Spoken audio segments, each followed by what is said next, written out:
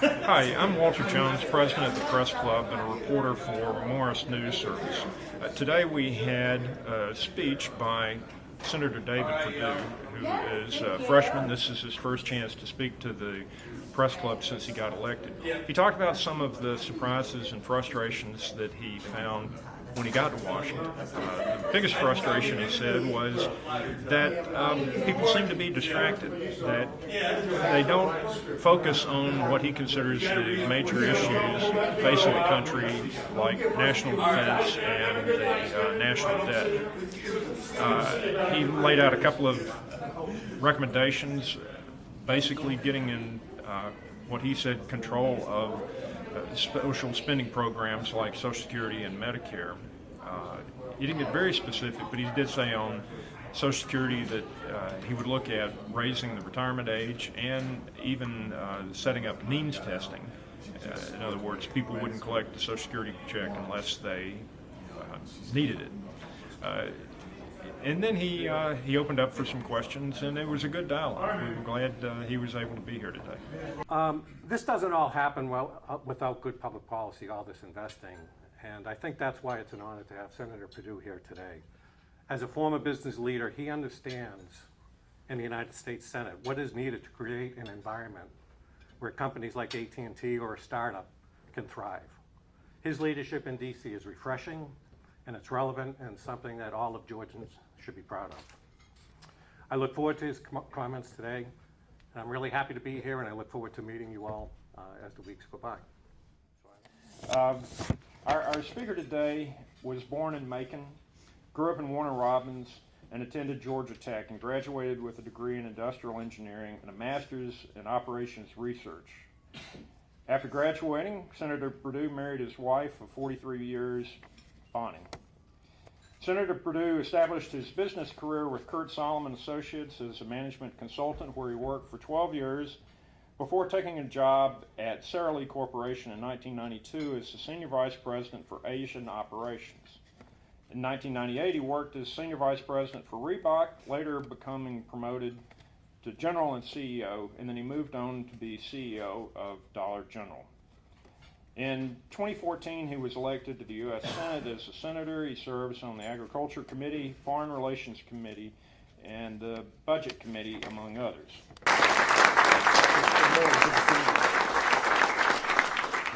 Well, good morning. I'm delighted to be here. It's an honor. This is all still new to me. They told me that I was coming to Atlanta to speak to a room full of journalists, and don't worry, I'll be okay. It's a new life, a new world. I want to give you an update from Washington on how I see things. I see a lot of Georgia Tech folks here, but I'm delighted to be here. I'm going to talk about your role in a very serious issue, and that's how do we turn our country in the right direction. And I want to be very serious about that in just a minute, and we're going to reserve some time for Q&A. I want to give you my perspective first. Most of you know that I've never run for office before. This was a new thing for me after a business career. And I did it because I was really concerned that we were taking our country for granted, our lifestyle, our freedom, and somebody needed to do something. And so somebody said, well, okay, big guy, stop fussing about it and stand up and do something. So I ran for Senate. The bottom line is my mom and dad were school teachers. I grew up in middle Georgia working on our family farm. I worked my way through Georgia Tech. And had a business career. And there are only a few of us in the United States Senate. And so that perspective I'm using right now to talk about some things. My number one observation, though, is that we have a full-blown crisis. The joke in Washington is you get up there, and honestly, it's a very sobering place. It's very humbling for me to be there, having never been in politics before. And you're on the floor of the Senate, and you're looking around at these icons, and you think, God, how did I get here? Seriously, how did I get here? And then after about 6 months, you're working with them, and you think, how the hell did they get here? The reality is we have a 5-alarm fire going on. I'm going to talk about it briefly, but the good news is that there's a way forward. Washington is every bit as dysfunctional as the press says it is, and as some of us on the inside tell you that it is. We're focused on the wrong priority set. It's not that we're not working hard. The Senate works very hard, independent of how long they've been up there or whatever, but they work hard, but they're distracted and working on things that are more focused on activity than results. And that's just not the way I was raised. And so if you look at the priority set that we're working on, it's not what you and I would agree that we need to be working on, frankly. And I'm going to refer to that in just a minute. I think self-interest trumps national interest. I hate to say that, but that's the truth. And until we fix that, we're going to have a problem. 60 United States senators have been in elected office of one form or another for over 20 years. Let me say that again. 60 of 100 have been in elected office for over 20 years. This is a career class of politicians we're talking about. 36 have been in elected office for more than 30 years. These are well-intentioned men and women with, I think, the best interest of the country at heart. But that's not what the founders had in mind, in my opinion. And so what we have is what we've had this year, and that's distraction away from the priority set that may not be the most popular thing to do to get reelected, but it's the right thing for the long-term benefit of the country.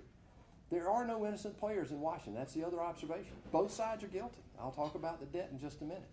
Both sides are responsible for the catastrophe we have right now.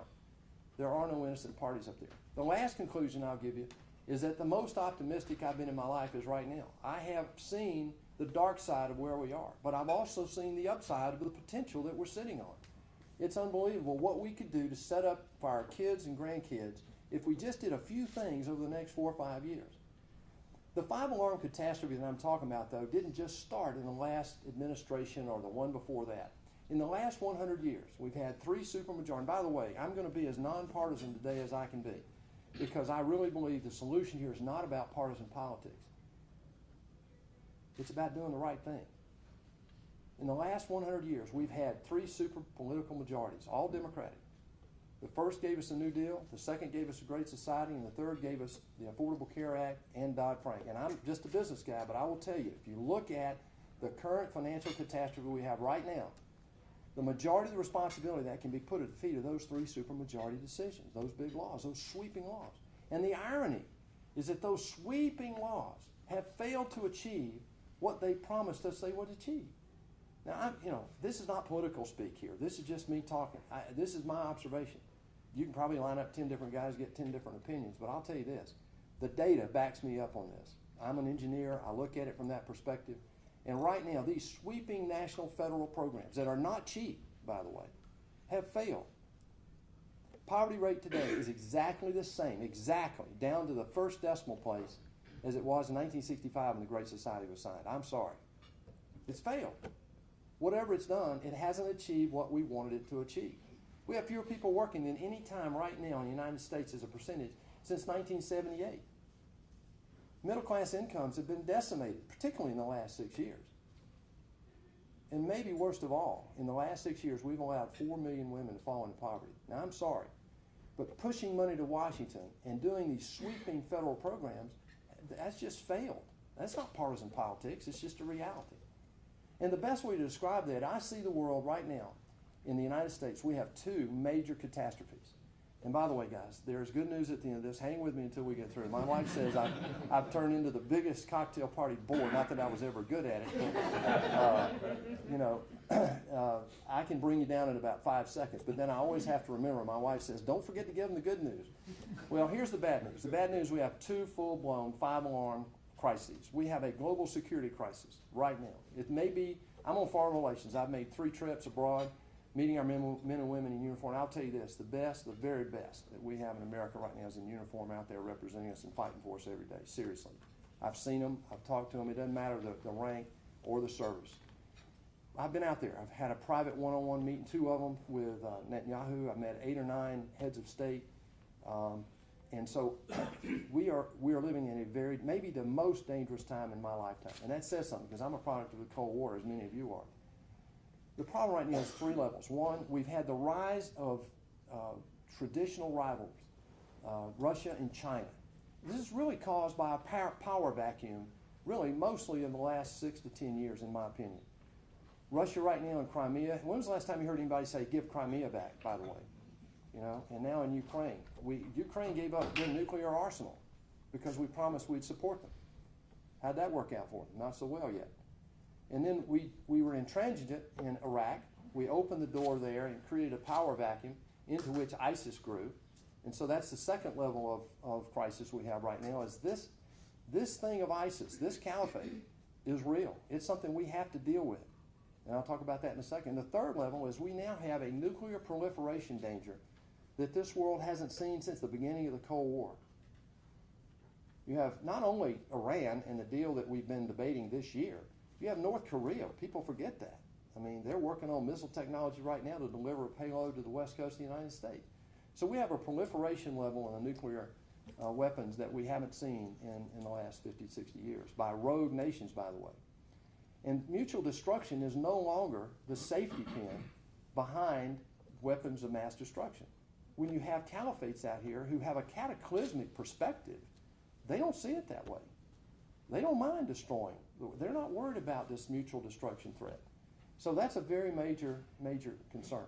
The problem is that right now, in the middle of all those dangers at those three levels, we're about to have the smallest army since World War II, the smallest Navy since World War I, the smallest Air Force ever. Now, I'm not an unreasonable hawk, but I have to say, one of the 6 reasons why we came together as 13 colonies, came together to form this great country, the second one enumerated was to provide for the national defense.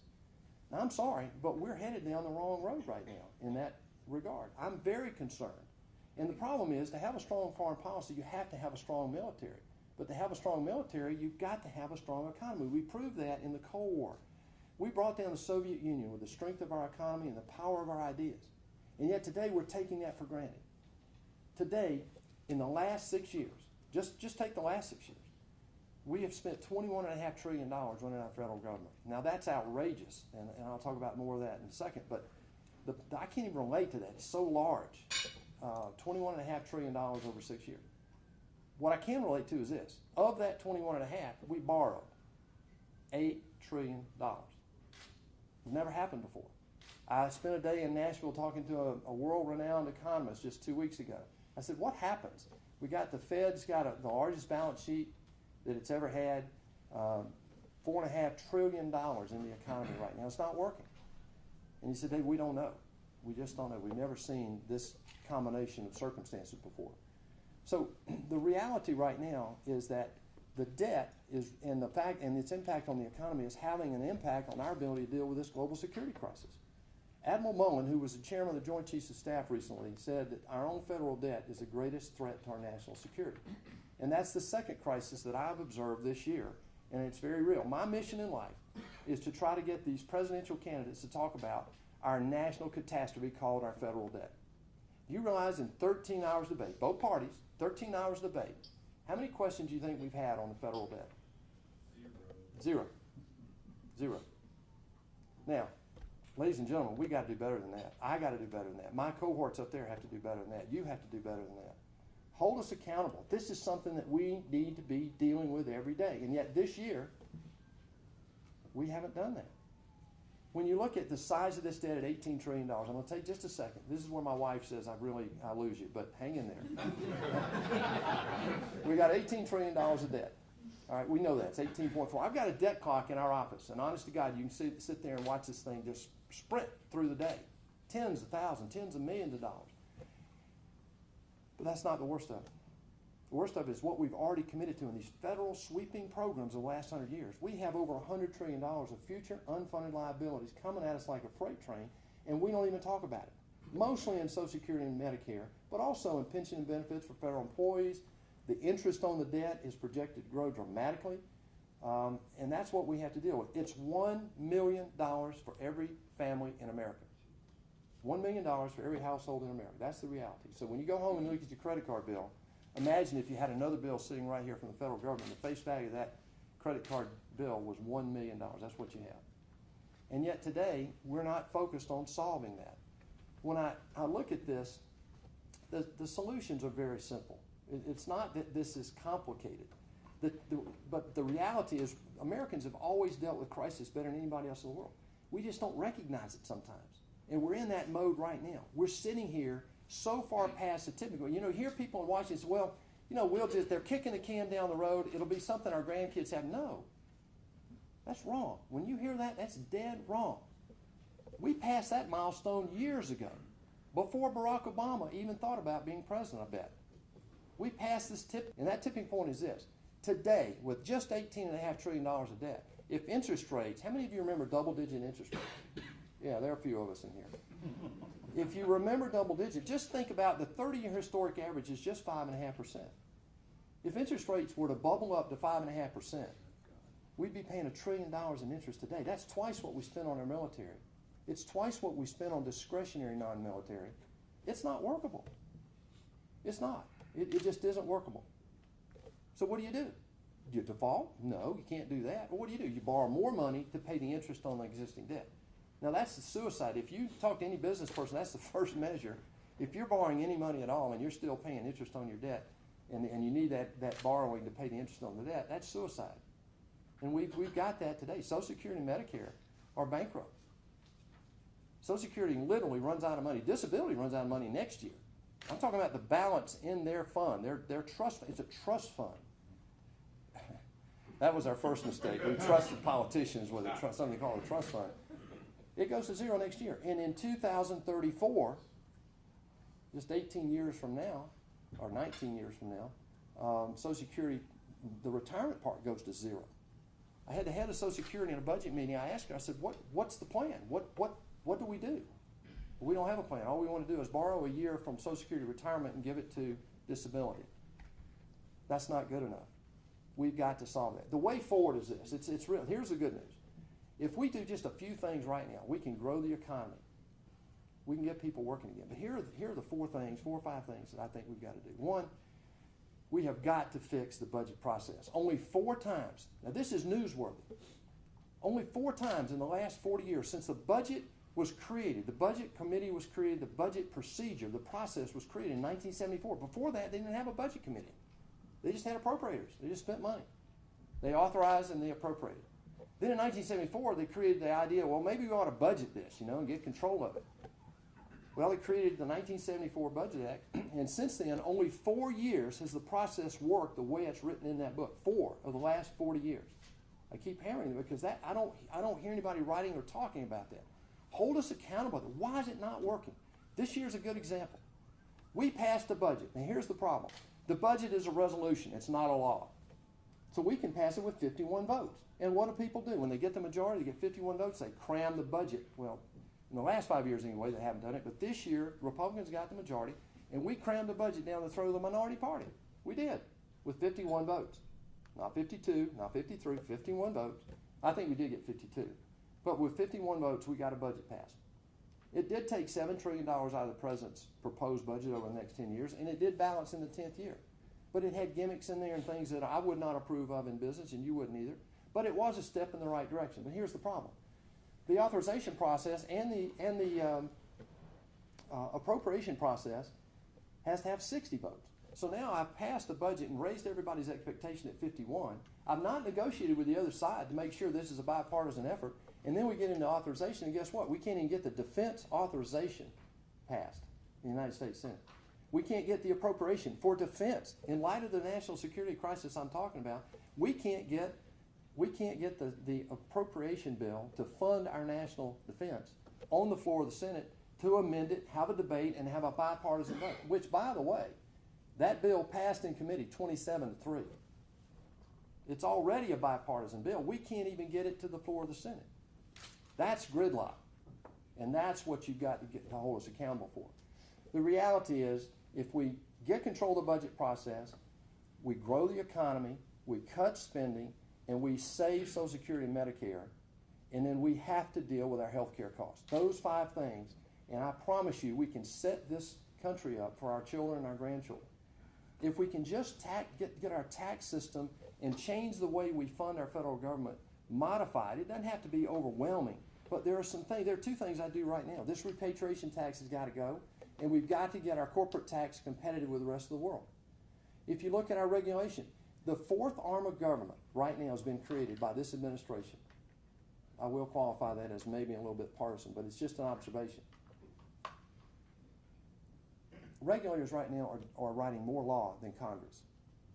I believe this administration has figured out how to run the country without Congress through executive order and regulatory mandate. The Clean Air Act, the Waters of the U.S., the NLRB, these are rulings by bureaucrats, not votes on the Senate floor. And yet they are sweeping, they're having sweeping impact on our country. You say, well, but eventually they'll get changed. Yeah, in 3 years. But in 3 years, 4 years, when the courts finally come back and rule that the Clean Air Act, just like it did WOTUS, the Clean Air Act is unconstitutional, by then all of our utility companies have made sweeping investment changes for the next 50 years on something that's really not even going to be held up in court. But by then, what are they going to do? And we're getting told now the EPA has gone after coal. Now they're going to go after natural gas. Well, look, nobody wants to destroy the air. Nobody wants to destroy our water, but we have to have a balance with regard to our economy. And what we're doing right now, the regulators are sucking the very life out of this economy. I'm a business guy. I can see it. Ask anybody in your neighborhood, anybody in your church, if they're in business, if they're a doctor, ask them. And the first thing they'll tell you about what's wrong with their business is the regulators, Washington. It's killing us. These guys in Congress, these guys in administration, there are no innocent parties, are killing us out here. We've got to fix that. We've taken our competitive position for granted. This is not just about our economy. It's not just about our lifestyle. It's not just about all the affluency that we have. This is about the very underpinnings of our country. And I say that as honestly as I can. It's about our freedom. We take that for granted. But I've lived around the world. I've seen places where you can't do what we do here. And I don't want to take that for granted. Ronald Reagan once said that freedom is never more than one generation away from extinction. We don't pass it down the bloodstream. It must be fought for, protected, and passed on so they can do the same thing. Or one day, in our sunset years, we'll be sitting around telling our children and our children's children what it was once like when men and women were free in America. It doesn't have to be that way. You have a responsibility. I have a responsibility. Hold us accountable to deal with the priorities that we all know that we've got to deal with. That's the problem. If we can do that, first of all, there's not been a crisis in American history that we didn't solve. I think Robespierre was wrong in 1817 when he said democracies can't live more than 200 years. I think he's wrong, and we can prove that. But we've got to do some heavy lifting. It's a dangerous world. We've got to solve this foreign policy crisis, and I believe we can do that by standing up and leading for a change. This allied force against ISIS, this allied force against Putin, we've got to deal with China and engage them economically and make sure that they don't run away and hide. And then the next thing we got to do is I think we have to protect our own country. This is not just somebody else's problem anymore. It's our problem. We've got to secure our borders. We've got to make sure that we can protect people as we bring other people into this country. These are things that are very, very serious. I've never been more optimistic, and I think the time is now right. And the American people are making a change. I think this has been it's a very exciting time economically, politically, socially, because we're examining ourselves, and Americans have always come out of those crises better, stronger, and the next generation benefits. That's why I'm in here. And I think that's why you give your time to come to things like this. With that, I'll close and take some questions, but God bless you, and please tell my wife the next time you see her that I did bring you some good news today. All right? Thank you.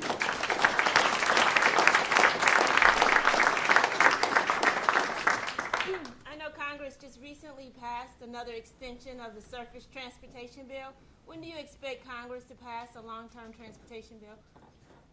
It's going to happen this year. Before the end of 2015? I think so. I mean, I know that I was just in a meeting last week. Can you guys hear me in the back? If you can't, just raise your hand and I'll step it up.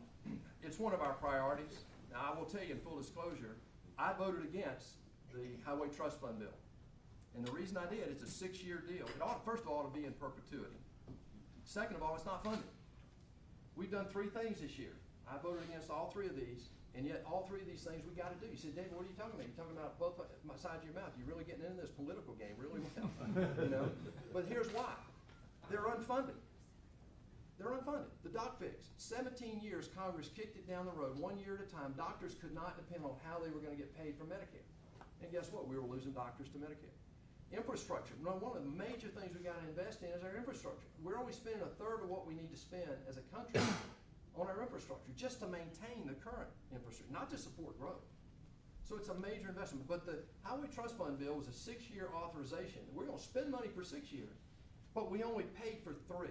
And I would argue that even the pay-fors for the 3 years are illusory. They're not there. So who are we kidding? The third is this grand bargain we just did. We couldn't get the appropriation bill, so we made a deal. The 2 parties got together in a closed room in the back room somewhere, and they made a deal. Now, we can't get it voted on, but I mean, that deal's there. And that deal funds the government through March of 2017, because both sides said, okay, let's focus next year on the presidential election. Let's focus on the senatorial elections next year. I don't know about you, but when I go home and I talk to people out there in the real world, that ain't good enough. What do you mean you're not gonna talk about the debt until 2017? What do you mean you're not gonna talk about my Social Security until 2017? I'm talking about my 89-year-old mother. When I go home, she lets me hear it. The infrastructure is gonna get voted on this year. My hope is that we'll find some way to fund it in perpetuity so we can make dependable decisions long-term to become and remain competitive with the rest of the world. Great question to start with.